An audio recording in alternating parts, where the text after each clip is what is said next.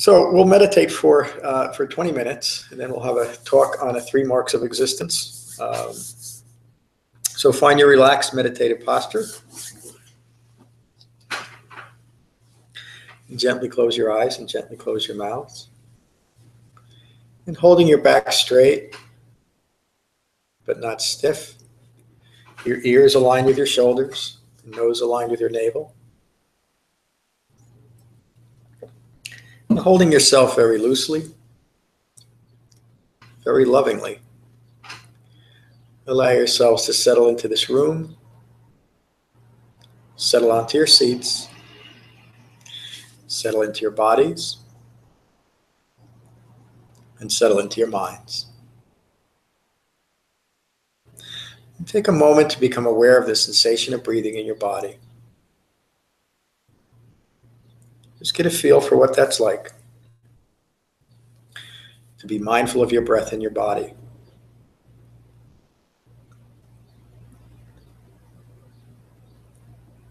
And while remaining mindful of your breath in your body, notice that thoughts are flowing. We're conscious beings, thoughts should be flowing. The purpose of meditation is to not be distracted by your own thoughts. So when you find that you're caught up in your thinking again, simply acknowledge that and return your mindfulness to the sensation of breathing.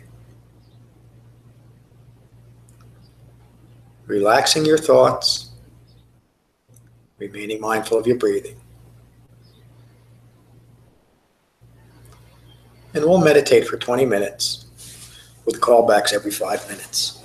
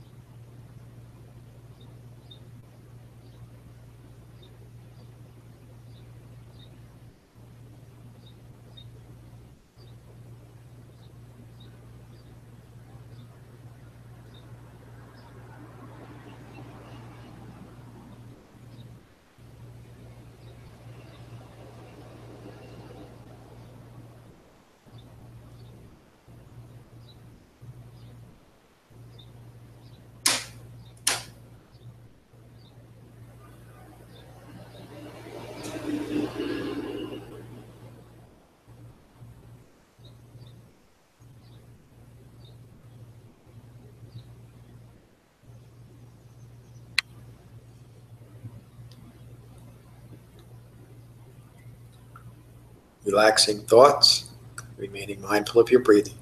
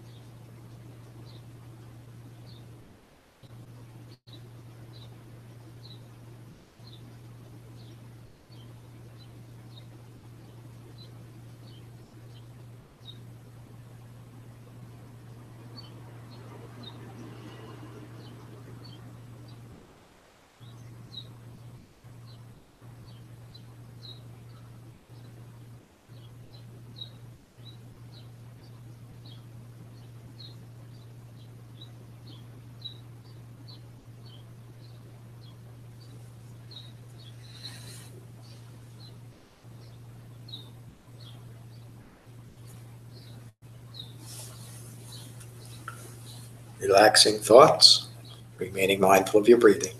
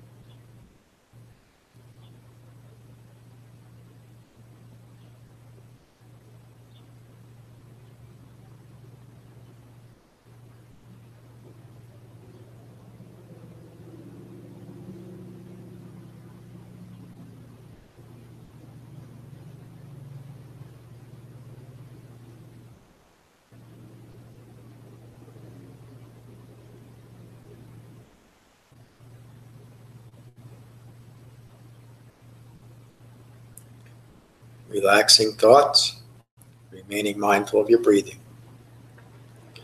If a persistent thought or feeling arises, stay with it for a moment or two as impermanent and return your mindfulness to the sensation of breathing. And we'll meditate for 5 more minutes.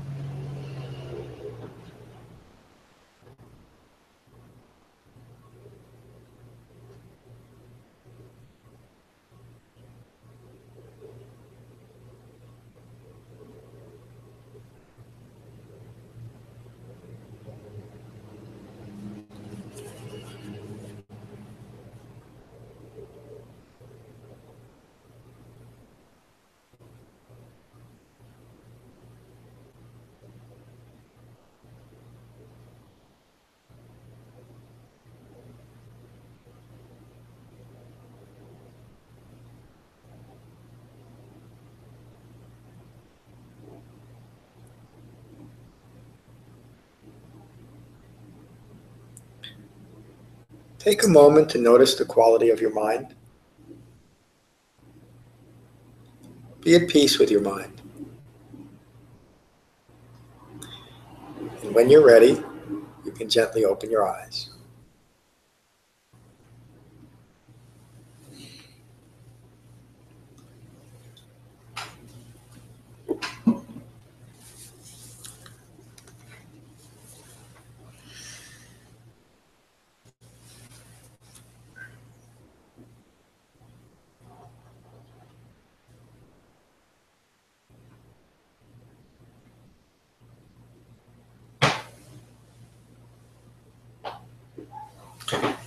Everybody's okay with the temperature?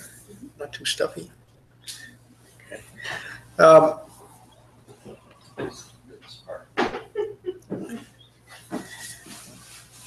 When the Buddha gave his very first teaching, it was called the Dhammacakkappavattana Sutta, the sutta setting the wheel of truth in motion. In that sutta, he taught the Four Noble Truths for the first time. And upon hearing the sutta, the teaching, one of the guys that was there, his name was Kandana, understood it completely at a deep and profound level. And he said, all conditioned things that arise are subject to cessation. He was speaking directly to an understanding, a profound understanding of impermanence. Impermanence of all things in the physical world, but also, and most importantly, the impermanence of his own views of himself in relation to the world. When he made that statement, the Buddha said, you are now Anatta, the one who understands. For most of us, it's not that easy. It takes a few more teachings. But everything that the Buddha would teach from that point on for the next 45 years was taught in the context of those Four Noble Truths. And this talk tonight on what is called the Three Marks of Existence describes the ongoing common human experience that we all have. The three marks of existence are Anicca, impermanence, Anatta, the not-self characteristic, and Dukkha, the ongoing experience of disappointment and suffering as a consequence of having a human life. The first noble truth, the Buddha teaches what Dukkha is. And it's very simple, it's very direct, there's nothing mystical or magical or esoteric about it. He states that birth is suffering, or painful, or dukkha, or stressful. Sickness is stressful, aging is stressful, death is stressful. Not getting what is desired is stressful. Getting what is undesired is stressful. Then he would always conclude that statement when he's describing dukkha, describing stress, as saying, in short, the five clinging aggregates are stressful, are dukkha. The five clinging aggregates simply describe the personal experience of suffering. The five clinging aggregates are form, physical form, and then everything in the physical world. Feelings. Feelings are any disturbance in our mind. Perceptions, which are judgments attached to those feelings. Now we have to remember that this is in the context of Four Noble Truths and in the context of ignorance. So these are feelings that are arising from ignorance. It's a self-reflected form that's part of that ignorant view. Form, feeling, perceptions, mental fabrications is the next aggregate of these five clinging aggregates. The simplest explanation of a fabrication is an assumption. We create assumptions about ourselves in relation to the world. Now, because those assumptions are rooted in ignorance, they're wrong assumptions, and they can only continue ignorance the more we hold on to those assumptions. Form, feeling, perceptions, mental fabrications, and the fifth aggregate is consciousness, but it's not consciousness with a grand C. It's not a cosmic type of unified consciousness. It's simply ongoing thinking that is rooted in that initial ignorance of Four Noble Truths. So that's the five clinging aggregates. That's the experience of self. That characteristic that the Buddha used to describe that is Anatta. Anatta means not self, and it simply means that the views that we've acquired rooted in ignorance do not accurately describe a self. Those are wrong views. Let go of the views. And this directly relates to the Eightfold Path, especially the first factor of right view. I'll touch on that in a little while. The third factor of that three marks of existence, impermanence, the not self characteristic, and the resulting dukkha, is described as that first noble truth. Because of a wrong view of who we are in relation to the impermanent world, we create stress for ourselves. We do that directly by insisting that what we are is a permanent and substantial self, and that permanent and substantial self requires constant vigilance to defend and maintain in this impermanent environment. And if you can really understand that, this is what Kandana got when he first heard the Four Noble Truths. If you can really understand the impermanent nature of who you are and of all things, then you'll cease defending this self, because you'll realize that you're defending something that, using the Buddha's words, is like foam on the ocean. There's nothing really there. Why continue to defend something that is that impermanent, that fleeting? Let me read the Buddha's words when I'm describing impermanence. Be mindful of impermanence to end conceit. Conceit is another word for I-making. That's what we do when we're stuck in wrong views of self. We continue to defend this thing called self. When impermanence is understood, it is also understood that none of this is self. Nothing. Often when the Buddha is describing dukkha, he talks about joining these views of self to the suffering of the world, to the things that are disappointing in the world. Creating identities of needing to get what we feel we need, creating identities of avoiding anything we think will affect our happiness. And along the way, we maintain this constant level of hypervigilance about maintaining a self, a permanent self. It can't be done. Understanding not self uproots conceit, it uproots I-making. When fully established, release is complete. The Buddha here is describing his entire teaching in that one paragraph. If we can understand the impermanent nature of all things, then we can enter into, in the Buddhist lexicon, it's called being a stream enter. We can enter into the stream of our own life. We can be mindful of our life as life occurs without the need for it to be any different than it is. Why? Because we understand the impermanence of all things. So when something comes along that is disturbing to us, that we'd rather not experience, we realize that there's no me in that. Impermanence of it. We can take a breath and understand that all things are impermanent, and whatever we're becoming distressed about will come to cessation. The same applies to anything that is giving us pleasure in the moment and we start attaching ourselves to. This is really the essence of compulsive behavior. It's the essence of addiction, but we don't have to have extreme forms of addiction to experience this type of compulsion, wanting to hold on tight to anything that we're using to define ourselves that gives us pleasure. And we often describe ourselves in relation to these experiences as me or mine. I like this, I don't like that. We do it with nearly everything in the world. We do it with the political situation. We do it with hobbies. We do it with preferences with other people. We do it with food substances. We do it with drugs and alcohol. We do it with common human experiences. I like this, I don't like that. That's the essence of I-making. And all of those things of the first mark of existence of impermanence. Lao Tzu, the great Chinese sage that developed the I Ching, said that once we recognize the impermanence of all things, we'll let go of everything. Why hold on to anything? Why create an identity? Why create a life experience that is clinging to things that are impermanent? They're like foam on the ocean. Now, this often leads to the next question. Well, what happens when I let go of attachment to things? Because it feels like we have to be attaching ourselves to things, clinging to things in order to maintain the things in our life, the practical things in our life, and this identity. Start letting go of these self-referential views. It feels like annihilation. It feels like there's going to be no me left. But what happens when we let go of all self-referential views is we develop a life of deep meaning and purpose and deep mindfulness of our life as life occurs. And then we're in the process of moving away from ignorance and towards awakening. And if we can truly understand the three marks of existence and the fleeting nature of each one of these marks, we can enter into the potential that each moment has.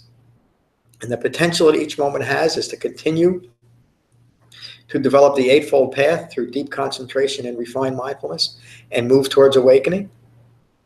Or we can disregard all of this and continue a life rooted in ignorance and continue a life that is prone to stress.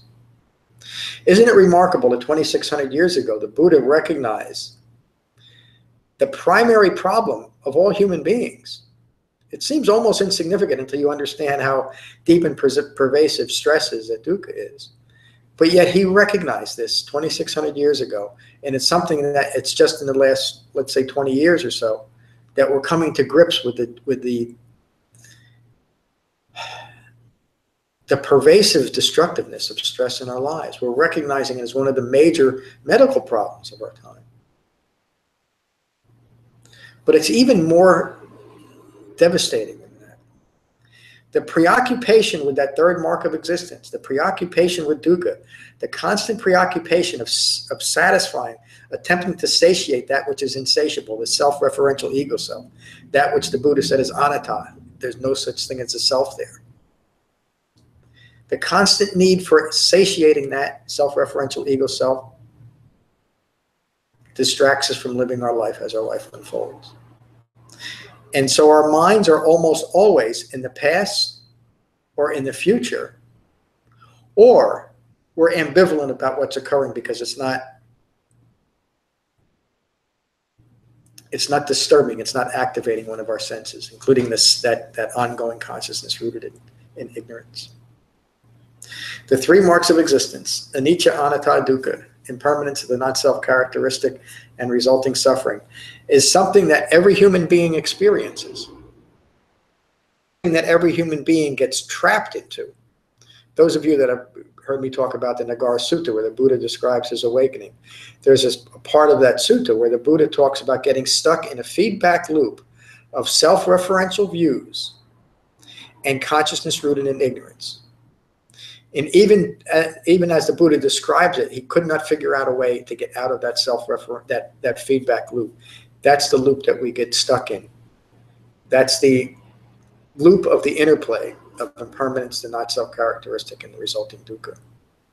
Another way of describing the feedback loop is being stuck in deluded views. So I've asked this question a few times, it's a rhetorical question. If we're stuck in deluded views, if our thinking is deluded, how do we know it and how do we get out of it? That's something that the Buddha pondered upon his awakening. How can I teach what I know to people that are stuck in wrong views and deluded views? And that's when he came up with and developed the Eightfold Path. The Eightfold Path provides the framework for recognizing our thoughts, words, and deeds that are rooted in ignorance, that are producing stress because of that ignorance, a way to recognize them and to simply abandon them. So the Eightfold Path is the way to recognize these three marks of existence and to extricate ourselves from being stuck in that. And so what happens when you become awakened, when you develop the Eightfold Path? And again, the Buddha taught this path to be developed in this lifetime. And any human being could develop it. It's often portrayed as something that takes endless lifetimes and you need some kind of advanced karma. The Buddha never taught any of that. He taught a simple and direct way that we can gain control of our thinking and gain control of our lives and understand on a deep and profound level to the impermanent world. And when we cease joining with the world through clinging our views to the world, we'll cease creating stress in our lives. That's the end of tonight's talk. This article itself is linked in today's email too, if you want to read it. But I thought I'd wing it without reading it tonight. So, thank you. Any questions about the talk? And then we'll go around the room. No, you all got it? The three marks of existence? It's one of those things it's so obvious, but it's also very, very difficult to see. And the reason why is there's a component. Now remember, the Buddha awakened, I guess I'm going to talk a little bit more. The Buddha awakened the dependent origination, which states from ignorance to 12 observable causative links, all manner of suffering arises. What he's saying is that because of ignorance, we end up at that first noble truth. And so we need something to get ourselves out of that ignorance. A component of ignorance is a mind that is stuck in ignorance to ignore anything that would challenge that ignorance. And that's where the difficulty comes. It's almost like there's this veil hiding the obviousness of the three marks, of existence to ourselves. I've had a few students, mostly online because I don't have the opportunity to explain this as well in the book, that say, I get impermanence. I know everything is impermanent. And we all do. But we don't understand that we've created identities, a permanent identity that we hope we can keep separate from the impermanence of all things. And that's where all stress arises. Because remember what Lao Tzu said, if we understand the impermanence of all things, we simply will not attach ourselves to impermanent objects, events, views, and ideas. We won't create stress in our lives. Kevin, good to see you tonight. How's your practice going? Practice is good. It's steady. It's variable. Impermanent. Expected. And this week I've had very distracted thinking during my meditation. And then I've had a couple of sessions where it seemed like it was a big breakthrough of non-distraction. Yeah, so it was very profound and very pleasant and very awesome. But then it goes back to distraction again. And I noticed today, as I was, after I meditated and I was planning my day, I had the day off and I had things to do. I felt very agitated, just very, like I haven't felt in a long time, months. And I think it is that, that self, that not self, that's probably rearing its head and saying, okay, you need these distractions. You are distracted. And just is defending itself, maybe, and that's what led to the continuing agitation. I'm not sure, but that's the way I was interpreting it. So I tried to let it go, but I think I let it go just to be distracted by other things. And planning to come here, and it's good to come here because it's just sort of a refuge too. That helps us be more mindful of all that. Thank you for saying that. Yeah, we're fortunate to have this true refuge, and that's how the Buddha taught the three refuges, and taking a refuge in himself, and understanding that awakened human being actually accomplished this task of awakening, and he left the teachings how to do it, the Dhamma, and we have a well-focused Sangha. You're also talking about the impermanence of Dhamma practice. Sometimes it just feels wonderful, and sometimes it feels like almost like another distraction. The Buddha refers to that in the hindrances, and in the Satipatthana Sutta, the Sutta on the Four Foundations of Mindfulness. Simply to be mindful that these things will occur. Not to do anything about it, recognize it, just as you described it. You recognize that it's just part of dukkha. It's part of this whole thing. What do? Meditate and come to another class, and you continue on. And in the end, this is another good example of a stream enter. As long as a stream enter means once you've been exposed to the Dhamma, to the Four Noble Truths, and you start developing it, you are now a stream enter.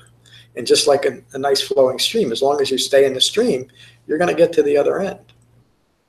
Of course, at any point we can jump out. But as long as you maintain the stream, as long as you maintain your focus, the end is assured. The Buddha guarantees it. Develop the path wholeheartedly.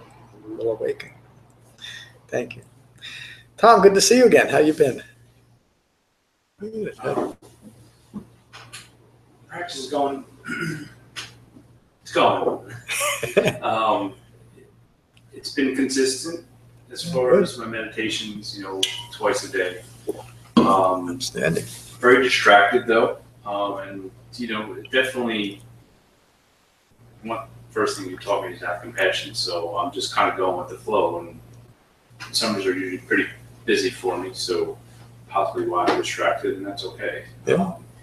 But I definitely realized that I have to make sure I keep reading and then coming to class too, because the Eightfold Path and all the teachings kind of go away if you don't continue to keep it in your mind, and or at least that's how it's been for me. So it just reminds me to put in the right effort, and it's been good. It's interesting about the impermanence. Whenever I've dealt with stress or dukkha, or just thinking about this, when there's an external event that happens, it's almost like I'm able to better process it because I realize that it's impermanent. But every once in a while, I get myself all worked up about a lot of stuff, and I'm just really in a bad place, or I get agitated, and I'm like, why am I upset? And it's the impermanence that really kind of makes it more, or the feeling that it's permanent, Yep. which makes it more stressful. Not having that realization that, well, there's a lot going on, and it's your ebb and flow that's gonna, of life, and eventually it's gonna go away. But it seems like the feeling that it's permanent. So when I recognize that, and I say it's impermanent, it's gonna go away, whatever you're dealing with in this moment. 5 minutes from now, you may be distracted and you'll be in a better spot. So, that was just kind of my thoughts on impermanence. That's all I have. Thank you. I mean, that's the experience of wanting something to be different than it is. An awakened mind, the Buddha described that mind as a mind of calm, a mind of equanimity. It means that whatever is occurring is simply what's occurring. It can't be any different than it is. We also learn an understanding of the difference between acceptance and approval. We don't have to approve of something, but if we're going to have a peaceful mind, we accept it because it's what's occurring. We don't have any I in it.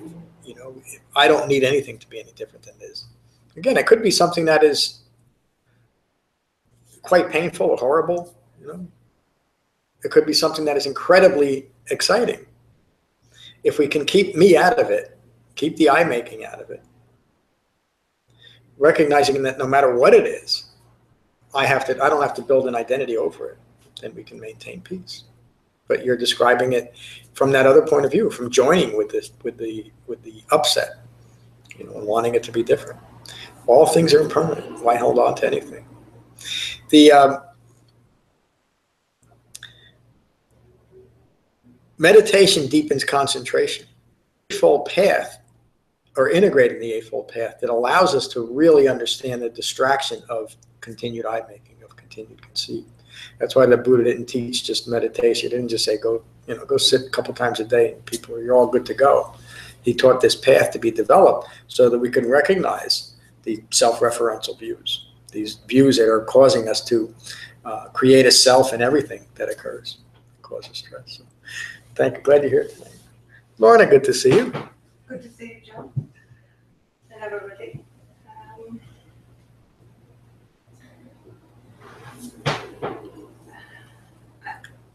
Sometimes when I'm meditating, I get to the point where I'm just thinking about my breath. And sometimes in meetings with Sangha members, they talk about the thoughts breaking through, the thoughts breaking through, the thoughts breaking through. Sometimes I get my breath breaking through, and it's just like I just lock onto the breath, and it's just there, one breath after another breath after another, and it's like my breath breaks through my thoughts. Another way to kind of describe it is that if you're out in the middle of an ocean and there's on a sort of rubber dinghy, the boat would be to and fro. You wouldn't have to look over your shoulder to see if there's another wave coming. You would just know there is. You just know it. It's like that. It's just that I just know that I'm focused on my breath and that the thoughts subsided, and my breath has kind of broke through, and I'm just riding my breath, just like being on the way, out to sea, just riding the waves. So I guess that's when I have, no Anatta thoughts. Because when my thoughts are breaking through my meditation, I can definitely relate them back to Anatta. That I'm still wanting to hang on to this feeling of self. So I can relate, when the thoughts are breaking through, it's Anatta. You can almost trace them back to Anatta. And then I think I've observed just lately that a few weeks ago said, I observe the arising, but I don't observe the passing away. I think I'm just beginning to change on that. I think I've realized the passing away also. And I think the passing away is the gateway to seeing impermanence. And I think that's kind of a bit of a breakthrough, to see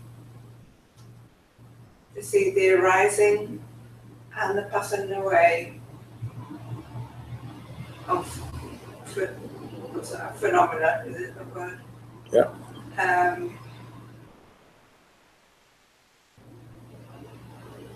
And that's really the gateway to understanding impermanence and seeing impermanence in action. Yeah. That's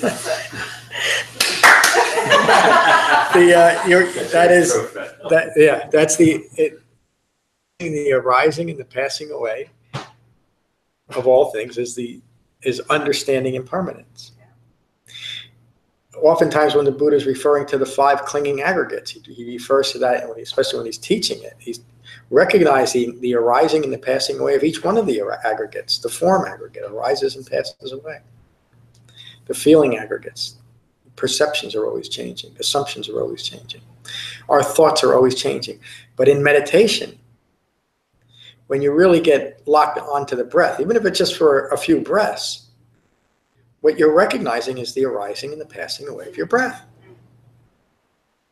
And that's not metaphor for impermanence, it's the experience of impermanence.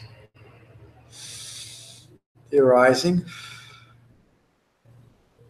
And in that in-breath and the out-breath is the arising and the passing away of all things. And again, that's not metaphorical. Understand that, if we can, that's even the wrong word. The reason why meditation is ultimately such a powerful tool to use in deepening concentration is that we learn to not be distracted by impermanence. Is that clear? Yeah. We see clearly, we understand, we have an experience of the arising and passing away of all things. Something that was not often talked about by the Buddha, but he did mention it occasionally, was one of the things that he understood upon his awakening is how he described the underlying energy of all things. And he called these kalapas, K-A-L-A-P-A-S. The kalapas, the way he described it, are something that physicists are just now coming to understand. These subatomic particles, what's that Higgs boson thing that, I can't describe that well enough, but the Buddha described that. He said that there's an infinite number of these kalapas that come into existence and blink out of existence each and every moment. And that is the underlying substance of everything, including our breath, including ourselves, including our form, our feelings, our perceptions, our mental fabrications, our ongoing consciousness are all part of this. We had an interesting discussion on retreat about how quantum mechanics is getting to this point where they're struggling with the fact that the effect that the observer has on what's being observed. They can't take the individual out of the experiment. Well, you can't. The Buddha describes it. These wrong views that we create, that we are holding, create a wrong experience of life, a stressful life. Our thoughts are creating that experience in a direct way. That's not to say that our thoughts have created the universe, but our thoughts have affected the experience that we have. And if our thoughts are rooted in ignorance, we're going to have, this is a teaching on rebirth all of a sudden. We're going to give birth to moments that are rooted in ignorance. If our thoughts are rooted in the wisdom of the Dhamma, we will give birth to stress-free moments. There's no me in that. So thank you for saying that. The rising and passing away. Tracy, good to see you tonight. Welcome to our Frenchtown Sangha. Beautiful. Yeah, it is nice, isn't it? I'm glad you made it. Me too. It's taken a while, but we succeeded. Yeah. And on that note, I'm still taking a while to get into my grounded practice. It's been very sporadic, but I keep trying. Good. And with the benefits that I've kind of held on to over the past year and a half, I feel like I'm still able to deal better with stressful situations. I feel in a better place. Oh yeah. And it's so important to recognize that, the benefits of it. That's part of the right effort. It keeps you going. Again, welcome to our Sangha, and I hope you continue to join us here. David, good to see you. How are you? Not too bad, thank you. Good. Ditto other comments around the room so far. The routine practice has been very disrupted the last couple of months, but still have been able to catch and observe things during the course of the work day, and other times when I realize I need to just take a breath, literally and figuratively. And so it's still there, but I realize I'm rusty at it and have started to lose something there. And part of what was lost was an anchor. One of the anchors is coming to routine sessions in the Sangha and contemplating and thinking about as laid out by the Buddha as you present them. So the opportunity came and went last night for our monthly visit with you in Clinton. Suggested, well, then let's go ahead and go for Frenchtown. And so this is our first. It won't be our last, but I realize that we need to do it more regularly, again, to keep us anchored, to keep us doing the things that we started doing, but get back to doing more regularly. And when it doesn't happen, we move on. So Flemington is gone. Clinton, we'll see. Yeah. Frenchtown, something new. Impermanence. Well, I'm glad you both made it tonight. I'm not too sure how long I'll be in Clinton anyway. So I hope you can continue to join us here. The importance of the Sangha can't be overemphasized. Hearing the Dhamma can't be overemphasized. Again, it's not just meditation. It really is incorporating the Eightfold Path, which isn't that difficult, but it does take some effort, and it does take listening to it. Ananda, who was the Buddha's cousin and was the Buddha's chief attendant for the last 25 years of his life, asked the Buddha one day, and he's expecting some grand mystical answer. He said, "Cuz," I don't think he called him cuz, what's the most important aspect of your teachings, of your Dhamma?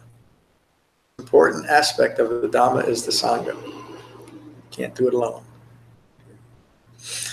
And that he was telling Ananda that, who was there for every talk the Buddha ever gave. Don't overemphasize. You can't overemphasize the importance of listening to the teachings. And it's interesting to me, for quite a few years of my so-called Buddhist practice, I was part of a tradition that only focuses on meditation and long extended periods of meditation. And I engaged in that, like I said, for many years. And I literally got more and more confused just meditating.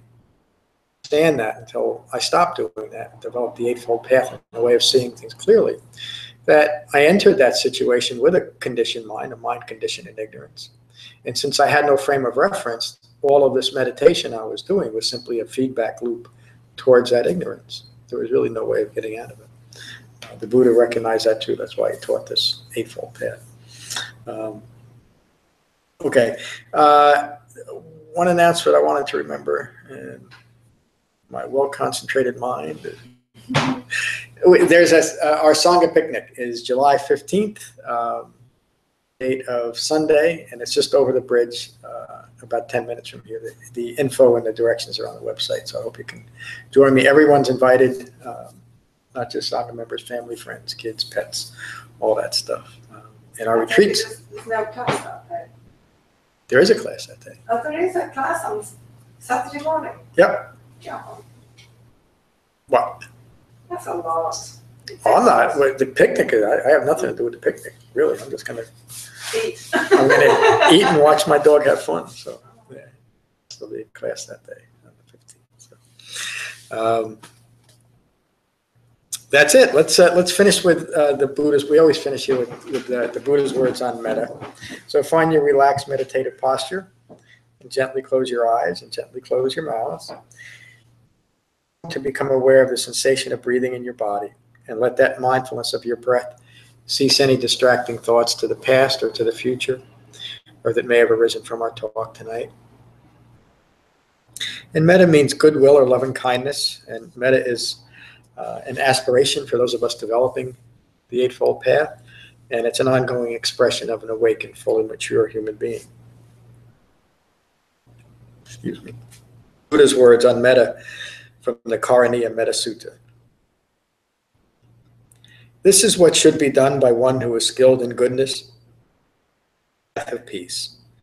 Let them be able and upright, straightforward and gentle in speech, humble and not conceited, contented and easily satisfied, unburdened with duties and frugal in their ways, peaceful and calm and wise and skillful, not proud or demanding in nature. Let them not do the slightest thing that the wise would later reprove. Wishing in gladness and in safety, may all beings be at ease. Whatever living beings there may be, whether they are weak or strong, omitting none, the great or the mighty, medium, short or small, the seen and the unseen, those living near and far away, those born and to be born, may all beings be at ease. Let none deceive another or despise any being in any state. Let none through anger or ill will wish harm upon another. Even as a mother protects with her life her child, her only child, so with a boundless heart should one cherish all living beings. Radiating kindness over the entire world, spreading upwards to the skies and downwards to the depths, outwards and unbounded. Oh well. Whether standing or walking, seated or lying down, free from drowsiness, one should sustain this recollection. This is said to be the sublime abiding. By not holding to fixed views, the pure-hearted one, having clarity of vision, being freed from all sense desires, is not born again into this world. Thank you all for a wonderful class. Peace.